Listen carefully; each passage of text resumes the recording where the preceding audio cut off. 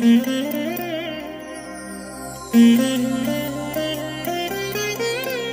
దినం పరము నుండి దిగివచ్చు మాట. ఇది నీ జీవితానికి వెలుగుల బాట. నీ ఒడిలో ఉంచబడిన దీవెనల మూట, అద్భుతాల ఆనంద ఊట. ఏప్రిల్ 20 సంవత్సరం అంతా మీరు బైబిల్ చదివి ముగించడానికి ఈరోజు మీరు చదవలసిన లేఖన భాగము ఉదయం 2వ సమూయేలు గ్రంథం 9, 10 మరియు 11 అధ్యాయములు. సాయంత్రం లూకా సువార్త 15వ అధ్యాయము 11 నుండి 32 వచనాలు. ప్రియమైన దేవుని బిడ్డలారా, ఈ ఉదయకాల సమయంలో ప్రభు కృప మీకు తోడైననుగాక. ఎలా ఉన్నారు? బాగున్నారు కాదు? ప్రభులో మనమందరం ఈ రీతిగా ఒకరినొకరు పలకరించుకుంటూ ప్రభు యొక్క కృప సమృద్ధిగా అనుభవిస్తూ ఆయన యందు మనం బలమునొందుచు ఈ విధంగా మన జీవిత దినములు గడవడం ఒక ఆశీర్వాదకరం. ప్రియమైన దేవుని బిడ్డలారా, ఈరోజు దేవుని కోసం ఒక మంచి పని మీరు చేయవలసినది. ఈరోజు ఒక శ్రేష్టమైనదిగా మీ జీవితంలో ఉండాలంటే దేవుని మహిమ కోసం మీరు ఎప్పుడైతే నిలబడతారో అప్పుడు ఆ దినం శుభదాయకమైన దినముగా మారుతుంది. నా దేవుని బిడ్డలారా, ఈ దినం యొక్క ధ్యానానికి మనం వచ్చినట్లయితే మనకి 3 రకాల వేదాలు ఉన్నాయి.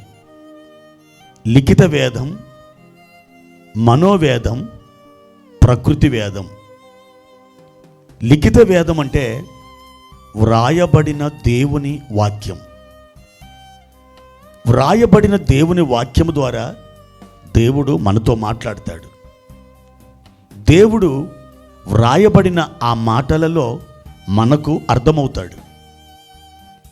రెండవది మనోవేదం. దేవుడు ప్రతి మనిషికి ఒక మనస్సాక్షిని పెట్టాడు. ఆ మనస్సాక్షి ద్వారా దేవుడు తరచుగా ఆ వ్యక్తితో మాట్లాడుతూ ఉంటాడు.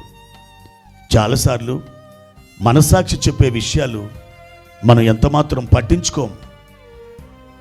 దేవుని వాక్యము చేత ఉపదేశం పొందిన ఒక వ్యక్తి యొక్క మనస్సాక్షి తప్పకుండా ఆ వ్యక్తి సరి అయిన త్రోవలో నడుచున్నట్లుగా ఆ వ్యక్తికి బోధిస్తుంది.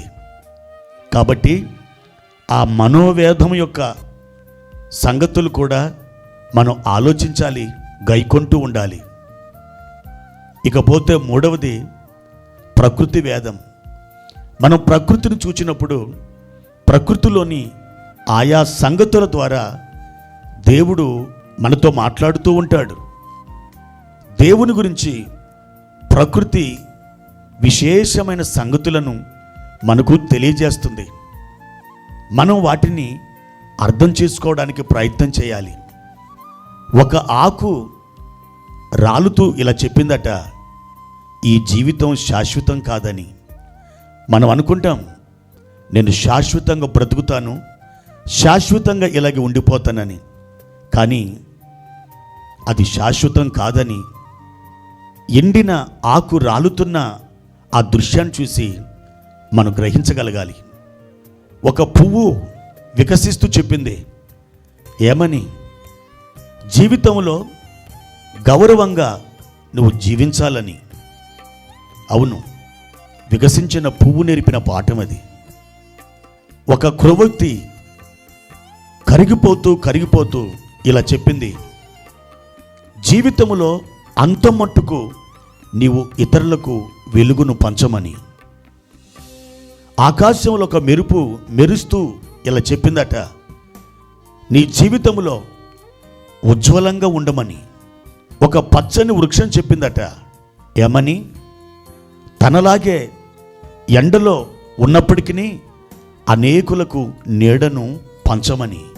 ఒక సెలయేరు పారుతూ చెప్పిందట, జీవితం ఎన్ని వంకలు తిరిగినా చలించకుండా సాగిపోమ్మని ఒక జాబిల్లి అనగా చందమామ చెప్పిందట.